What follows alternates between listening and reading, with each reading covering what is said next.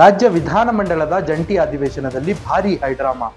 कर्नाटक विधानमंडल के एक और संयुक्त सत्र को संबोधित करते हुए हर्ष की अनुभूति हो रही है। कुल मिलाकर राज्य की आर्थिक, सामाजिक और भौतिक विकास की गति दोगुना करने के लिए मेरी सरकार पूरी तरह प्रतिबद्ध है। जय हिंद, जय कर्नाटक।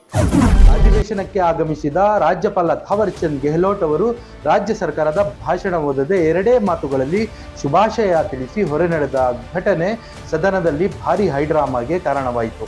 ಈ ವೇಳೆ ರಾಜ್ಯಪಾಲರ ಈ ನಿರ್ಧಾರಕ್ಕೆ ಆಕ್ರೋಶ ವ್ಯಕ್ತಪಡಿಸಿದ ಕಾಂಗ್ರೆಸ್ ಶಾಸಕರು ಅವರನ್ನು ಬೀಳ್ಕೊಡುವ ಸಂದರ್ಭದಲ್ಲಿ ಧಿಕ್ಕಾರದ ಘೋಷಣೆಗಳನ್ನು ಮೊಳಗಿಸಿದರು।